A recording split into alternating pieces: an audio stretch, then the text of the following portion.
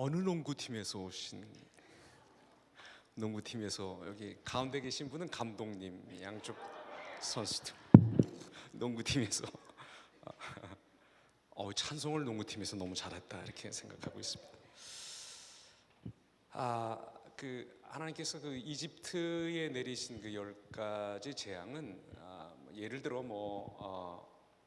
그 지팡이로 나일 강물을 쳤더니 그게 피가 됐더라. 그래서 오늘날도 우리한테 그거를 어떤 식으로 재현해라 이런 뜻에서 주신 그런 이적이 아닙니다. 그 이적들 한 가지가 전부 다 하나씩 전부 이집트 사람들이 섬기고 있었던 신들을 박살내는 데 쓰이는 그런 도구들입니다. 따라서 우리가 이집트에 내린 그 10가지 재앙을 추적해 나가면서 봐야 할 건 뭐냐면, 하나님이 이집트 사람들이 섬기고 있는 신들보다 세신 분이시다. 그리고 이분이 진짜 신이시다. 그래서 이분을 예배하는 것이 합당하다. 그리고 그 예배에 이스라엘 백성들이 지금 초대받고 있다. 그들을 통해서 세계와 열방이 전부 예배자가 되게 하는 것이 하나님의 큰 목적이고 뜻이다. 그걸 위해서 하나님이 지금 시간 안으로 들어오셔서, 역사 안으로 들어오셔서 일하신다. 이거를 읽어내야 할 것입니다. 오늘 그 첫 재앙, 이제 그 나일 강물이 피가 되는 그런 이적을 우리가 보겠는데요. 세 가지 좀 생각해 볼 게 있습니다. 하나는 이 재앙을 베푸실 때 쓰는 무대, 장소입니다. 여기 보니까 14절, 15절, 아침에 너는 바로에게로 가라. 보라, 그가 물 있는 곳으로 나오리니 너는 나일 강가에서 서서 그를 맞으며 그 뱀되었던 지팡이를 손에 잡고 하는 말씀이 나옵니다. 그 파라오를 만나는데 모세에게 어디서 만나라고 하시냐면 물 있는 곳으로 나올 텐데 거기서, 즉 나일 강가에 서서 그를 맞으라고 말씀하고 있습니다. 이렇게 물어봐야 됩니다. 아니, 국사에 바쁜 파라오가 왜 아침에 나일 강가로 나왔을까요? 샤워하러? 물이 없어서? 거기서 목욕하면 정신이 더 바짝 들어서? 아닙니다. 이게 지금 이집트 사람들이 믿고 있는 신, 그리고 종교 의식하고 굉장히 관련이 많이 있습니다. 우리가 아는 것처럼 나일강은 6월, 7월에 범람합니다. 그 전에는 이렇게 되게 그 토사 같은 것들이 휩쓸려 있는 그런 물이 탁하게 흐르다가 6월, 7월에 나일강이 범람하면서 그 물이 좀 맑고 깨끗해집니다. 그때 파라오가 매일 아침에 나일강에 내려와서 오시리스라고 하는 이집트의 신을 경배하는 겁니다. 풍요와 죽은 사람들을 살려내는 신을 경배하고, 이때 파라오 자신이 강물에다가 무슨 어떤 의식을 행한다든지, 심지어는 자기 자신이 마치 무슨 굉장히 그 중요한 무슨 그 마법 같은 것을 행하는 사람처럼 행동하면서 거기서 오시리스를 예배하고, 그리고 자기 자신의 존재를 거기서 백성들 앞에서 부각하는 것입니다. 그러니까 샤워하러 내려오는 게 아니라, 왕궁에 물이 없어서 목욕하러 여기 오는 게 아니라, 이집트 사람 전체가 지켜보고 있는 가운데 가장 중요한 국가 행사를 주장하는 어떤 신관, 제관의 입장에서 스스로가 신의 아들이며, 스스로가 마법사며, 스스로가 가장 놀라운 권능을 행하는 자로서 자기를 사람들 앞에 포장해서 내세우면서 여기 이때 나일강에 내려오고 있는 것입니다. 바로 그 자리, 그 장소, 거기에 가서 하나님께서 파라오를 맞고, 바로 그때 거기서 그곳을 무대로 해서 나일강이 피로 변하는 그 기적을 행하라고 모세에게 말씀하시는 것입니다. 굉장히 지금 나일 강가에서 파라오를 맞는다는 요 무대 자체, 요 장소 자체가 우리에게 굉장히 중요한 것 같습니다. 왜? 여러분, 오늘 하나님은 어디서 나타나셔서, 어디에 나타나셔서 그러면 파라오를 맞으라고, 대적하라고 이 하나님, 자기가 하나님이 아닌데도 하나님인 척하고 가짜 하나님 행세를 하고 우상을 스스로 우상이고 우상을 만들어서 유포하고 그것을 섬기게 하는 그 적대적인 하나님 나라의 적대적인 세력들을 우리에게 어디 가서 맞아서 어떻게 싸우라고, 어떻게 직면하라고, 어디서 직면하라고 말씀하실까요? 용산인가요 요새? 아니면 여기 IT 기업들하고 파이낸스 뭐 많은 테헤란로인가요? 아니면 저기 뭐 키움 증권 한화 지주 금융 지주회사 맞습니까? 제가 이렇게 막 오늘 그냥 말이 막 나와서 뭐 농구팀 막 이렇게 막 그러고 거기 그런 거 있는 거 맞습니까? 아무튼 뭐 금융가 뭐 동부증권도 있고 뭐 무슨 DK도 있고 뭐 아무튼 그런 무슨 그 여의도입니까? 광화문입니까? 우리에게 어디 가서 하나님을 적대하는 세력들을 맞아서 그 파라오를 맞아서 나일 강물을 피로 변하게 하는 그 일을 행하라고 우리를 어디로 보내실까요? 여러분 어디인 것 같습니까? 제가 보기에는 우리의 마음입니다. 우리의 마음만한 격전지가 없습니다. 특히 이 시대가 그렇습니다. 왜냐하면 우리의 이 마음으로부터 모든 열정과 인간적인 열정과 모든 과도한 욕망이 전부 우리의 마음으로부터 생겨나기 때문입니다. 이 마음이 가장 싸움이 심한 곳입니다. 마음이 가장 우리가 주목하고 거기서 파라오를 맞아서 하나님의 능력이 아니 하나님 자신이 하나님의 나라가 어떤 것인가, 누가 진짜 신인가, 누구를 경배해야 사는가 하는 것을 보여줘야 하는 것이 우리의 마음이라고 생각합니다. 마음이 우리에게 시킵니다. 돈이 최고야. 너 돈 없으면 어떻게 되는 줄 알아? 마음이 우리에게 시킵니다. 모름지기 인생은 연애를 해야지. 좀 달달하면서도 얼얼한 연애를 해봐야지 인생의 맛을 알지. 마음이 우리에게 말합니다. 건강 잃으면 무슨 소용이야. 건강이 최고지. 이거 다 마음에서 일어나는 소리들이고 이 소리들이 커지고 이 소리들이 뭉쳐서 결국 어떤 경우에는 우리들이 볼 수 있는 무슨 사회의 현상도 만들어내는 것이고 그리고 우리들이 볼 수 있는 어떤 문화의 조류도 만들어내는 것이고 사람들이 즐겨 행하는 관습도 만들어내는 곳.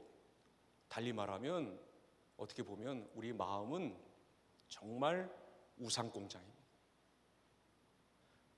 하나님의 통치를, 하나님의 다스림을, 하나님의 그 크시고 영원하신 사랑을 그 사랑을 받아들이고 그 사랑의 간섭을 받으며 그 사랑의 사람으로 살아가면 가장 우리답게 되는 것이고 가장 인생 성공하는 것이고 가장 열매 맺는 것인데 우리는 마음으로부터 하나님의 사랑을 멀리하고 도망하고 외면하고 무시하고 그리고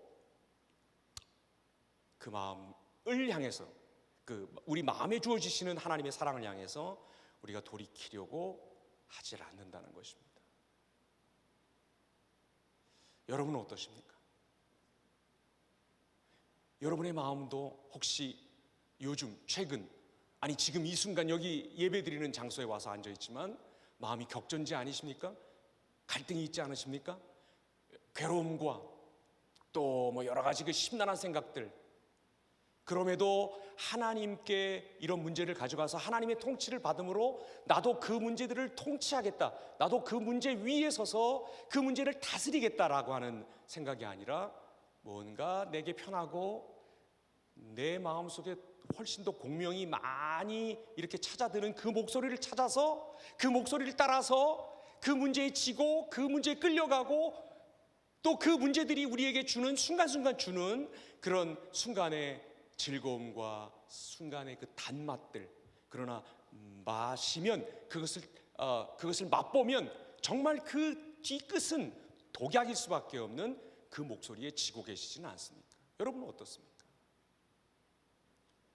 우리 마음만한 격전지 우리 마음에 나타나는 파라오가 없습니다. 오늘 아무쪼록 이 말씀을 통해서 우리가 싸워야 할 것이 어딘가 우리가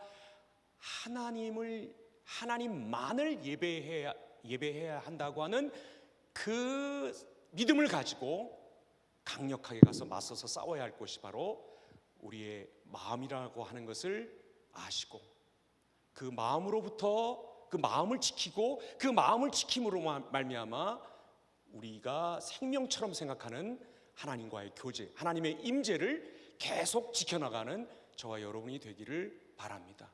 혹시 지금 여기 앉아있는 분들 중에서 그렇게 하기를 좀 뭐라 그래야 되나, 그렇게 하지 못하고 계시는 분들이 계시다면, 혹시 그 일을 조금 미뤄놓고 계시는 분들이 계시다면, 혹시 그 일을 한참 전에 하고 언제 마지막으로 했는지 잘 모르는 분들 혹시 이 자리에 계시다고 한다면, 이 내 마음이 정말 하나님을 만나야 하는, 여기서 이 파라오를 강력하게 대적하고 바로 이곳으로부터 하나님을 배우고 하나님을 경배하고 하나님을 알고 하나님과 동행하는 일을 시작해야 되는 그곳으로 여기지 못하고 갈팡질팡하고 갈등하고 그 일이 희미하고 뿌옇고 한 그런 상태에 계신 분들 오늘 이 자리에 계시다고 한다면, 도우시는 하나님의 명쾌하고 아름답고 찬란한 그 도우심,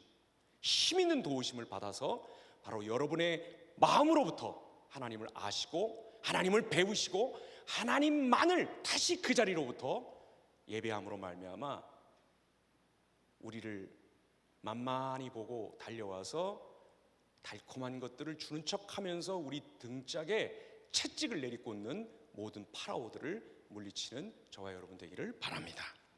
두 번째로 우리가 좀 생각해야 될 게 뭐냐면, 왜 이게 피로 변하게 하셨을까 하는 것입니다. 다른 걸로도 변하게 하실 수 있잖아요. 오물 덩어리 둥둥 떠다니게 한다든지, 혹은 숯검덩이 되게 한다든지, 혹은 또 있잖아요. 아무튼 근데 저희 집 하수구는 늘 여자들이 머리카락으로 항상 거기 이렇게 막혀 있고, 항상 그 머리카락에서 나오는 때 같은 것들이 이렇게 하수구에 많이 껴 있는데, 가끔 가다가 저는 그럴 리가 없는 사람이잖아요. 가끔 가다가 자기들끼리 그 문제를 해결하지 못하고 저를 막 의심하고 저를 막 제가 그런 주인공이라고 그렇게 막 해서 좀 억울하고, 제게서 무슨 그 밀린 털이 나와야 얼마나 나오겠어요. 자기들이 그 머리털을 막 한 움큼씩 막 거기다가 이렇게 흘려놓고 하는데, 그거는 반성을 안 하고 제가 이렇게 그 세면대에서 그 면도를 좀 하고 좀 남아 있는 그 아주 작은 미세한 제 이 털, 이 돼지털, 이거를 의심하고 또 정죄하고 고발하는 사람들이 저희 집에는 있습니다. 제가 이 말을 왜 했는지 잘 모르겠습니다. 사실 오늘 그 예배 앞자리에 그 유아부 김선희 전사님이 앞에 계시는데, 제가 좀 무서워하는 분이거든요, 저분을. 그래서 이렇게 말씀을 똑바로 잘 전해야 된다는 그 강박관념이 있어서 평소답지 않게 처신도 좀 조심조심해서 하고 이렇게 좀 말도 조심해서 하고 있습니다. 아무튼 하나님께서 다른 걸로도 변하게 하실 수 있지 않습니까? 도무지 마시지 못할 물이라고 하는 게 꼭 피는 아니잖아요, 그렇죠? 머리카락이 많이 들어있는 물이라든지, 남자 면도한 그 돼지털이 많이 들어가 있는 그런 물이라든지 할 수 있잖아요. 왜 피일까요? 이것도 상당히 깊이 이집트의 그 세시풍속이라 그래야 되나, 이집트의 그 한 해를 살아가는 캘렌더하고 굉장히 연관이 있습니다. 아까 말씀드린 것처럼 나일강은 6월 7월에만 범람을 합니다. 이때는 물을 나일강에서 직접 떠서 마실 수 있어요. 나일강의 물은 어떻게 마실 수 있냐면, 떠서 집에다가 갖다가 두는데, 오늘날로 말하자면 그 브리타니 그 정수기 같이 뭐라 그러더라, 무슨 곡물의 씨 같은 것을 두고 여러 단계의 시루 같은 것을 놔서 그것들을 통과하면서 맨 밑에 고인 물들만 마실 수가 있는 거예요. 6, 7월을 제외하고는. 요 6, 7월에는 강물이 범람하니까 이때는 물이 깨끗한 거예요. 그리고 요 6, 7월이 지나고 나면 곧 녹조가 오고, 그 다음에는 녹조가 심해지면 적조가 되는 것입니다. 그러니까 조금 이렇게 말씀드리면 이 자리에서 좀 충격을 받으실 수 있는 분들이 계실지 모르겠어요. 아, 저 목사는 처음부터 알아봤다. 성경의 기적을 안 믿는군. 오정현 목사님의 이메일이 어떻게 되나 이렇게 생각하실 분들이 계실지 모르겠습니다만, 여러분, 우리가 이거 어떻게 생각할 수 있냐면, 지금 이 피가 됐다는 것이 진짜 지팡이로 내려치니까 나일강이 전부 피가 됐다는 뜻이라기보다는, 말씀드리기 좀 조심스럽습니다만, 6, 7월이 지나서 녹조가 생기고 그 다음에 적조가 오는데, 지금 물이 한참 깨끗해야 되는 이때에 뭐가 있다는 것입니까? 적조가 생겨버렸다는 것입니다. 물이 깨끗해야 되는데 지금은 분명히 깨끗한데, 이게 벌써 1000년 이상, 아니 수천 년, 이 이집트 왕조가 한 5, 6천 년 이상 됐으니까요. 이때가 언제인지는 잘 모르겠지만 아주 오래 조상 때부터 6, 7월에는 물이 깨끗했단 말이에요. 그래서 그냥 마실 수 있었단 말이에요. 그런데 그 물에 때 아닌 적조가 생겨서 물이 전부 핏빛이 되고 썩어서 냄새가 나고, 왜? 공기가 통하지 않으니까. 그리고 심지어 거기 강물 안에 살던 물고기들이 막 죽어서 둥둥 위로 떠오르고 악취가 나고 도무지 마실 수가 없는 그런 물이 됐다는 것입니다. 그러니까 하나님께서 이 피가 되는, 나일 강물이 피가 되는 기적을 사실은 지팡이에 무슨 신비한 능력이 있어서 지팡이를 딱 하니까 거기서 물감 같은 게 나와가지고 쫙 이렇게 퍼졌다, 물론 그렇게 봐도 상관이 없지만, 이렇게 자연 현상을 통해서, 그러나 그 자연의 질서를 혼란시키고 앞당기고 잊지 않아야 될 때 그것을 잊게 하심으로써 이 일을 일으켰다고 볼 수가 있는 것입니다. 그러나 우리가 하나님이 이 피가 핏빛으로 변하는 기적을 어떻게 일으키셨느냐 하는 그것을 보기보다는 우리는 뭘 생각해야 되냐면, 하나님이 질서를 부여하기도 하시고 질서를 걷어가기도 하시는 하나님이시라고 하는 것을 알아야 한다는 것입니다. 그리고 무엇보다도 우리 믿는 사람들로서 우리 삶에 이렇게 적조가 오지 않아야 하는 때, 녹조가 생기지 않아야 하는 때, 맑은 물이 있어야 하는 이때, 하나님이 우리를 믿는 사람으로 부르시고 구원하시고 우리 안에 열심을 품고 우리를 하나님 닮은 백성으로 만들어 가시는 그 하나님의 질서 정연하고 아름답고 깨끗한 그 일에 뭔가 혼란이 오고, 뭔가 때 아닌 것들이 찾아오고, 무언가 질서가 깨지고, 뭔가 혼란스럽고, 뭔가 뒤죽박죽이 되고, 뭔가 삶의 영적인 주기에 뭔가 그 사이클에 도전이 온다고 하면, 우리도 얼른 알아차려야 할 것이, 지금 내가 하나님과 교제가 정상적인가? 내가 하나님을 바르게 예배하고 있는가? 창조의 질서도 주실 뿐 아니라 그 질서를 거둬가심으로 우리에게 경고하실 수 있는 하나님께 내가 지금 올바로 서 있는가? 똑바로 하나님의 얼굴에서 나타나는 그 진리와 인애를 바르게 바라보며 그 빛으로 내가 살아가고 있는가? 왜 이 질서가 이렇게 깨졌는가? 왜 찬송이 안 나오고, 왜 기도가 안 나오며, 왜 말씀 묵상이 안 되는가? 왜 주일 성수가 안 되는가? 왜 나눔이 안 되는가? 왜 소그룹에만 들어가면 싸우는가? 왜 거기 가면 그렇게 잘난 체를 하고 싶은가? 이거 다 저는 질서가 깨진 하나의 현상이라고 보는데, 그런 것들이 우리에게 있다고 하면 알아야 한다는 것입니다. 하나님이 이런 식으로도 우리를 경고하고, 이런 식으로 우리에게 큰 사이렌을 울려주시고 메가폰을 붙들고, 그냥은 못 알아들으니까 우리 삶의 그 순환을 막 흔들어 버리시고 그 기초를 옮겨버리시며 그것들을 요란케 하심으로써, 때 아닌 적조를 주심으로써 알게 하시는 것입니다. 아니, 알아야 하는 것입니다. 무언가 내가 하나님의 정상적인 길에서 벗어났구나. 돌이켜야 되겠구나. 질서가 있고 혼란이 있으면 그때 하나님을 바르게 바라보고, 하나님이 이런 일을 통해서 내게 경고하시고 내게 말씀하시고 내게 제시하시고 내게 제안하시는 것이 무엇인가를 똑바로 깨닫고 그것을 붙들므로 말미암아 질서, 처음에 그 질서보다 더 좋은 아름다운 하나님의 그 생명의 순환, 생명의 사이클로 다시 들어가서 거기서 하나님을 찬양하고 노래하는 우리가 되어야 할 것입니다.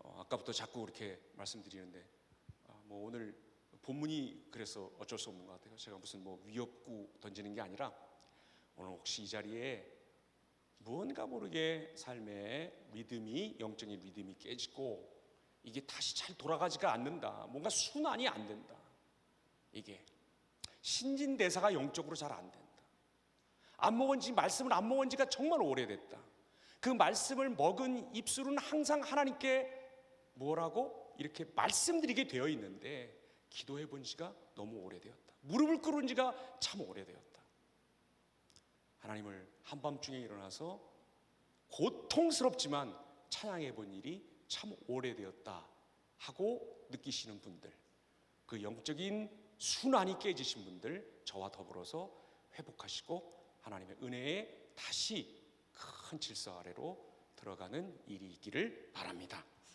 마지막으로 하나님은 이렇게 나일강가에서 바로와 직면하시고 그에게 피를 보내시고, 하지만 이 바로가 하는 짓을 우리가 보면서 또 좀 교훈을 얻어야 할 게 있습니다. 우리가 성경 그 본문을 읽지 않았습니다만 제가 20절 이후에 20절 이후부터 24절까지를 한번 읽어보겠습니다. 모세와 아론이 여호와께서 명령하신 대로 행하여 바로와 그의 신하의 목전에서 지팡이를 들어 나일강을 치니 그 물이 다 피로 변하고 나일강의 고기가 죽고 그 물에서는 악취가 나니 애굽 사람들이 나일강 물을 마시지 못하며 애굽 온 땅에는 피가 있으나 애굽 요술사들도 자기들의 요술로 그와 같이 행함으로 바로의 마음이 완악하여 그들의 말을 듣지 아니하니 여호와의 말씀과 같더라. 23절 24절을 우리 같이 한번 읽겠습니다. 시작. 바로가 돌이켜 궁으로 들어가고 그 일에 관심을 가지지도 아니하였고 애굽 사람들은 나일 강물을 마실 수 없었으므로 나일 강가를 두루 파서 마실 물을 구하였더라. 이집트 사람들은 우물을 파는 사람들이 아니었습니다. 왜냐하면 나일강이 워낙 크고 잘 흐르고 있고 심지어 6월 7월에는 범람까지 해서 깨끗한 물을 보내주며 혹은 물이 탁하더라도 집에 있는 정수기에 갖다 갖다 놓으면 그래서 여기 그릇에 물이 있는 건데 갖다 놓으면 나름 깨끗해지는 물을 늘 먹을 수 있었기 때문에 강을 이렇게 무슨 뭐 강가를 파서 우물을 파는 사람들이 아니었습니다. 근데 이 사람들이 지금 마실 물이 없게 되니까 이 우물을 파고 있는 것입니다. 이쯤 되면 이걸 뭐라 그럽니까? 국가 위기라고 불러도 되지 않겠습니까? 그렇죠? 이 국가의 기간이 흔들리는 일이지 않습니까? 나일강에 기대서 사는 사람들인데 6, 7월에는 범람을 해서 깨끗한 물이 와야 하는데 그래야 또 뭐 한철이 돌아가는데 오지 않아야 하는 때일은 적조가 지금 여기 와서 난리가 나 있는데 바로가 하는 일을 한번 보시기 바랍니다. 바로가 첫째 돌이켜, 둘째 궁으로 들어가고, 셋째 그 일에 관심을 가지지도 아니하였고.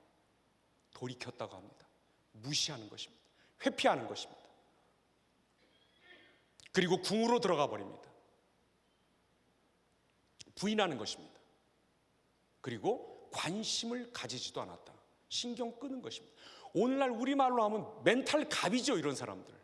야, 어떻게 인생에 이런 문제가 생겼는데, 이렇게 큰 일이 생겼는데 그냥 자기 하나 싹 돌이켜서 왕궁으로 확 들어가 버리고 문제를 안 보고 문제를 피하고 문제 없다고 생각하고, 그리고 거기에 대해서 있어요. 간혹 가다 보면 이렇게 난 관심 없어. 그럼 진짜 관심이 없어지는 사람들. 저는 어떤 타입이냐면 나는 관심이 없어라고 말하는 그 순간부터 마음에 관심이 생기기 시작합니다.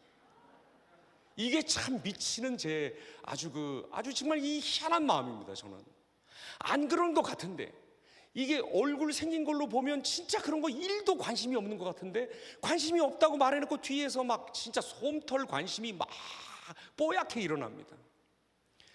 얼굴을 보면 무슨 이게 술 진짜 잘 마시게 생겼다고 막 그렇게 얘기를 하고 권하기도 하고 그러는데, 사실 저는 소주 한 잔도 제대로 못 마십니다. 에이, 속으로 그렇게 절대로 시험해 보려고 하시면 안 됩니다. 아무튼 어떻게 보면 좀 부럽지 않아요? 자기 하나 때문에 지금 이런 문제가 생겼는데도 돌이켜 들어가 관심 뚝.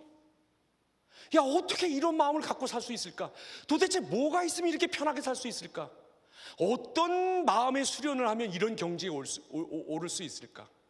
가끔가다 이렇게 대증 심리학에서 보면 이런 얘기들 좀 하는 것 같은데, 근데 여러분, 사실은 우리도 이루고 싶을 때가 많이 있을 거예요. 뭔가 우리 때문에 문제가 생기고, 우리 때문에 역기능이 생기고, 이거는 진짜 무슨 안 좋게 생긴 일 하나에다가 이건 내가 하나님의 무슨 말씀을 언제 안 들어서 생긴 것이라고 이렇게 1대1로 대응을 한다는 뜻이 아니라, 정말 누가 봐도 명백하게 이거는 하나님과의 교제가 끊어져서, 교제가 희미해서 하나님 말씀을 듣고 그 말씀을 주야로 묵상하는 일을 하지 않아서 내가 자초한 실수고 그 실수에 따르는 범민이구나 하는 것을 아는데도 우리도 이렇게 하고 싶을 때가 있습니다. 우리도 돌이킬 곳이 있으면 돌이키고, 들어갈 곳이 있으면 들어가고, 거기서 관심을 끊고 좀 편하고 싶다라고 생각하는 일들이 우리에게도 적잖이 있을 것입니다. 하지만 한 가지 분명한 것은 이건 사는 길이 아닙니다. 이거는 하나님의 백성들이 문제와 맞닥뜨리는 방법이 아닙니다. 이거는 하나님을 알고 하나님을 배우고 하나님을 경배하겠다고 하는 사람들이 취할 만한 태도가 아닙니다. 문제가 오면, 악취가 나고 물고기가 떠오르고 도무지 먹을 수 없는 상태로 물이 되면, 그때 우리는 돌이키지 말고 그 자리에 무너져야 할 것입니다. 그 자리에서 무릎 꿇어야 할 것입니다. 죄를 뒤집어 써야 할 것입니다. 우리의 허리에 끼를 동이고 하나님의 자비를 구해야 할 것입니다. 저는 지금까지 살면서 단 한 번도 실수로라도 하나님한테 하나님, 제가 잘못했습니다 라고 했는데 하나님이 불러내서 폭로하고 망신 주고 벌 세우고, 너 저기 가서 손 들고 있어, 너 저기 가서 그 디텐션이라 그럽니까? 너 안 보이는 데 가서 문 잠그고 있을 테니까 너 10년 뒤에 나와 라고 하신 적이 단 한 번도 없습니다. 어떤 잘못이든 어떤 실책이든 어떤 실수든 어떤 패착이든 하나님이 저를 그렇게 다루시지 않았습니다. 여러분도 마찬가지일 것입니다. 그러니까 우리가 사는 길은 뭡니까? 이렇게 되면 돌이키지 말고 그 자리에 납작 엎드리는 것입니다. 하나님께 떼쓰는 것입니다. 용서해 달라고 하는 것입니다. 내가 잘못했습니다, 저 때문입니다 라고 말하는 것입니다. 그러면 하나님이 하실 수 없는 일이 있는데, 내가 책을 주문하려고 지금 그러고 있는데 이게 한번 불이 나고 나니까 책 주문하기가 좀 겁나가지고, 하나님이 하실 수 없는 12가지 일들 이런 게 있더라고요.